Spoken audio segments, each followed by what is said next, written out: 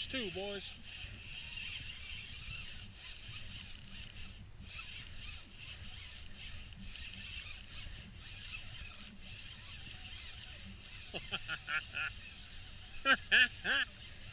Oh, it's another channel.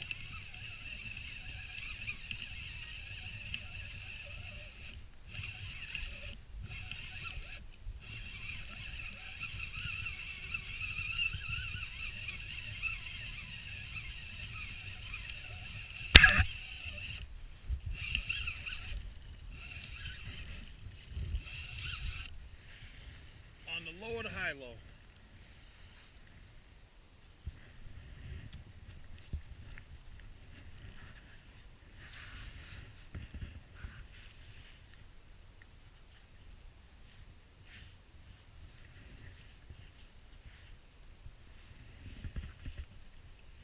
How did you lasso yourself like that?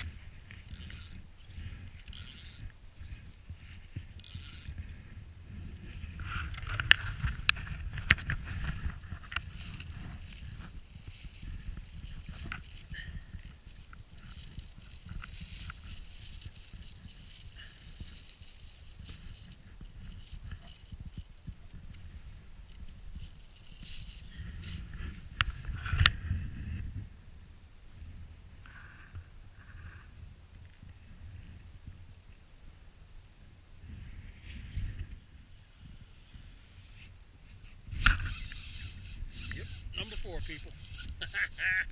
Ooh. Ooh.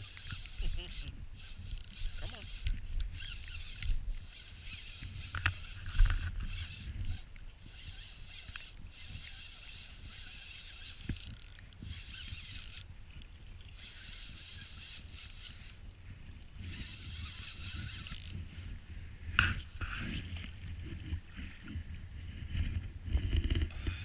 My God, they're just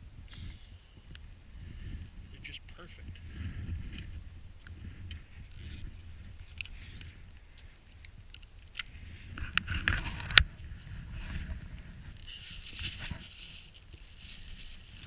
The high of the high-low.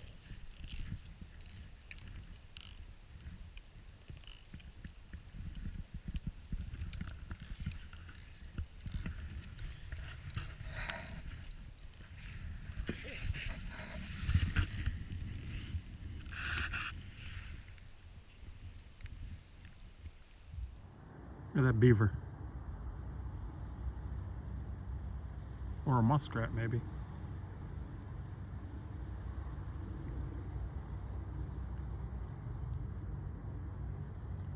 Muskrat.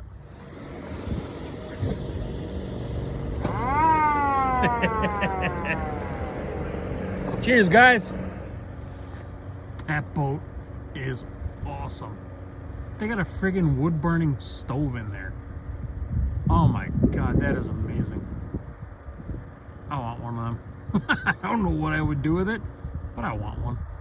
I know exactly what I would do. I would fish out here all night long in the freezing cold and wouldn't care. Oh my gosh.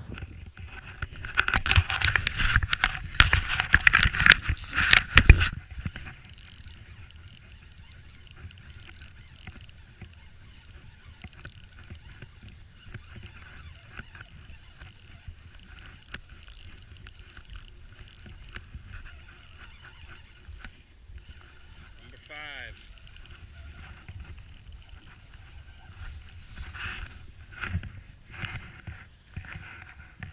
Tangling all to hell, but whatever. It's number 5 for the day. Oh, and he just spit.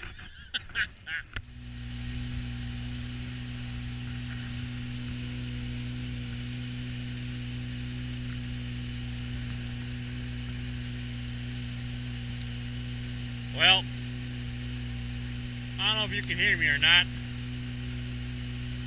I hope you can, but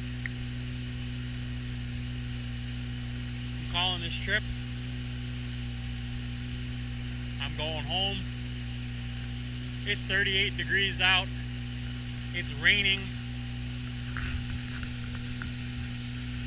I still gotta get home and take care of the dogs, clean up kennels,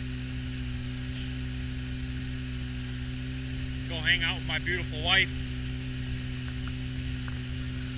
and cook up all this delicious fish.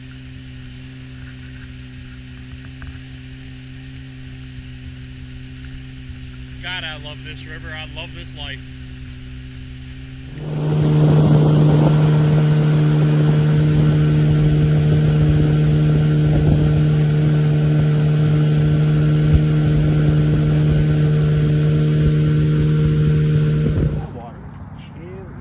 Oh no, you think? I'm surprised the fish were biting like they were. You did bring me clothes, right? Bit. No, I'm just kidding. Throw you in here. Knew I was forgetting something. Maybe. I'm joking.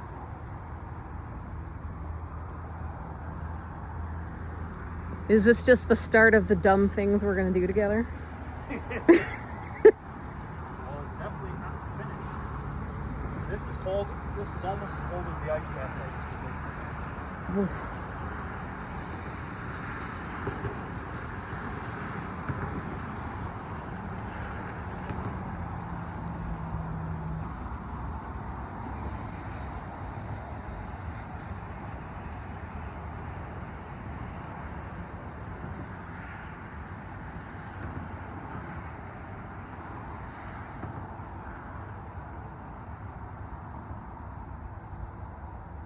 Maybe a fish ate it.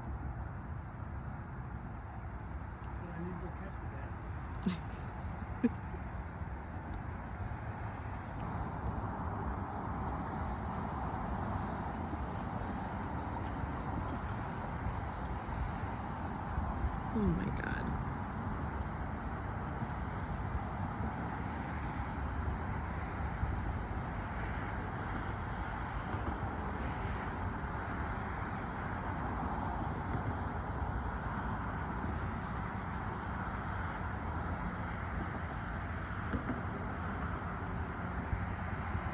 Oh, I found it. Really?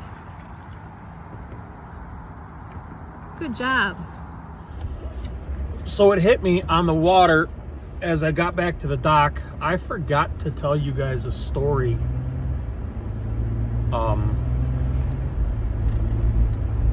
About one of the nights my uncle and I were fishing. So we're fishing. It was like a year after he got the boat. And we're out fishing. And at that time, you know, my uncle did end up getting a cell phone at that point. And his phone keeps going off and going off and going off. And it's my dad trying to reach him. And we're on the water. We don't want to be bothered, you know. And my dad's not an outdoorsman. That's why everything went through my uncle. But we're out fishing. And like the wind is picking up a little bit. We didn't think nothing of it. We could still see the moon, for crying out loud. My uncle finally answers he's like, what the heck do you want? The heck is not what he said. But what is it you want? My dad, who's even more creative when it comes to swearing than my uncle, starts letting the expletives fly. The gist of it is, don't you realize there's a tornado right where you guys are fishing? No, what are you talking about? Yeah, there's a tornado. What are you doing? Get off the water. So my uncle hangs up with him and he goes, hey, big boy. I go, what? He goes, we got a tornado. I go, yeah, where? And as soon as I said where, like, we could hear the train whistle. Because that's what a tornado sounds like. It's a train whistle. And we're like, well, shit. We're not gonna make it to the dock where we launched from. But we saw a gazebo like a quarter of a mile, half a mile from where we were. And there was a little dock there. Not a ramp, but a dock. So we said, well, I said rather, I'm gonna go to the gazebo. My uncle chuckles, he goes, you're a sick son of a... But let's do it. Okay, so we get to the gazebo. My uncle, it starts to piss rain on us at this point. My uncle goes running under the gazebo. I didn't. I cast out a couple poles. He goes, what are you fucking doing? I said, well, the fish are wet. They don't know that they're in a tornado. Like, well, maybe they do, but, you know, maybe they'll bite. Afterwards, maybe we'll turn on. And he just starts laughing and laughing his fool head off. So I cast a couple out, and I come under the gazebo. I'm wet. I don't care. It's hot out. And, I mean, the storm, like, as I got in, just come down on us. And we're sitting there. I'm having a beer with my uncle. And just as if he owned the place, this raccoon walked into the gazebo with us. It's an open gazebo, but, you know, there's a gazebo top. And there's a picnic bench in there. So we're sitting in the picnic bench, and one side of the gazebo, this friggin' raccoon sitting on the other side of the gazebo looking at us. We're looking at him, drinking our beers. The phone keeps going, where are you guys at? What are you doing? This, that, and the other. So we tell my dad, yeah, we're not coming in. We're fishing. Loses it. My dad loses it. Yelling, screaming, hollering. Okay, we gotta go. Hung up. As soon as the storm passed, I mean, we had the best night of fishing we've ever had. I don't know how many catfish we caught that night.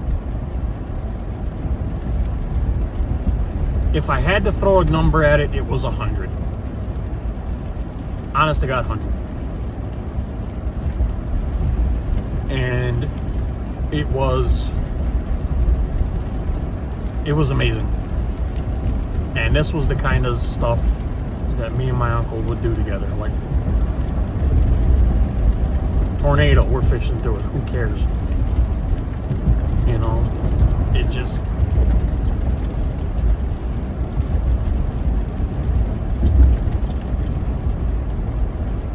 I learned so much from him about life, about just everything. Fishing, outdoors. I can't tell you about that laugh. I can tell you the gist. My uncle has the most epic sex talk he gave to anybody. He gave to me, my two cousins, my brother, and then all of our friends was the same thing. I can't share it here. But if you happen to know me or have my phone number, give me a call. And I'll tell you what he told us. But if you knew that man, you knew it wasn't an act, it's just who he was. And if you knew that man, I don't think... Yeah, everybody has people that don't like him, but... so many people that knew my uncle just loved him. And I love him and I miss him every day. Anyway, test the gazebo story, guys. Hand to God, you think I'm lying, I'll put you in contact with my dad and my brother, and they'll both tell you, yeah, they fished there in a tornado in a gazebo.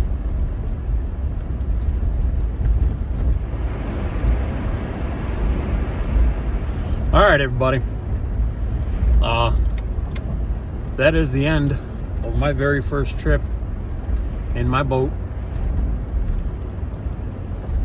Very first solo trip, very first trip without my uncle. Very first fish caught in this boat without my uncle.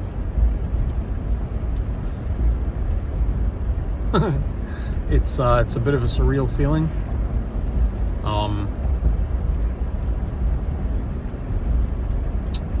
You can see that the trip didn't get off to a fantastic start.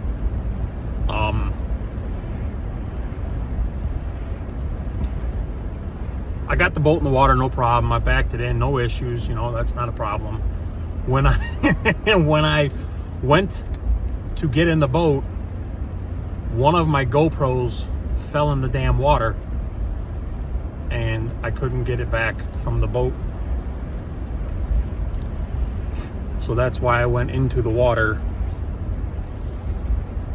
and it was cold water. Oh, chilly water. And then once I got into the boat, I couldn't get it to start.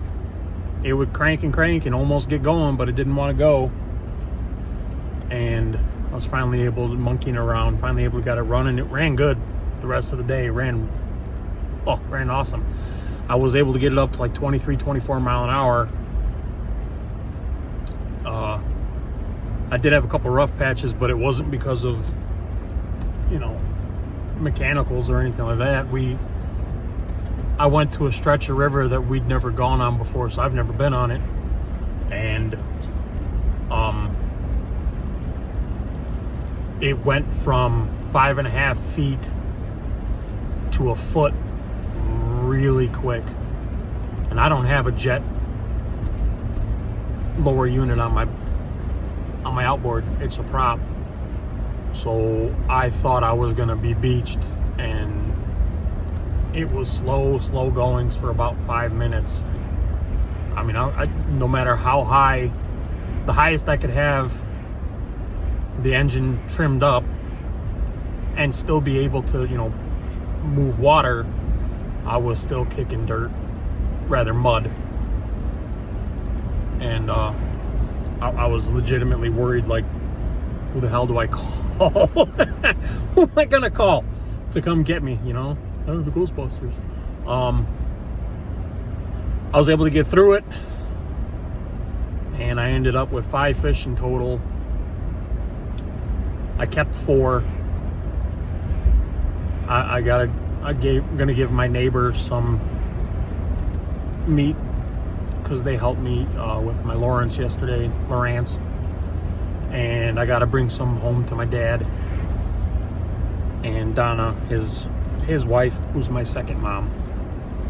She's been around since I've been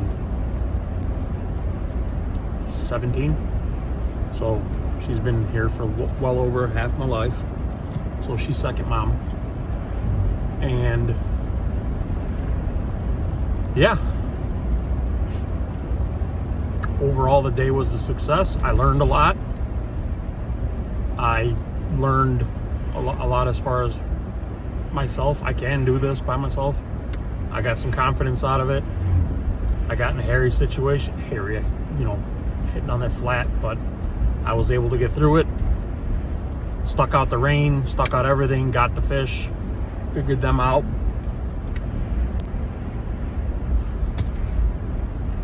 And thank you to my beautiful wife, Brittany, for putting up my shenanigans, and B, for bringing me a change of clothes so I could go in and get my GoPro. But I hope you guys enjoyed it. Thank you. Thanks for watching.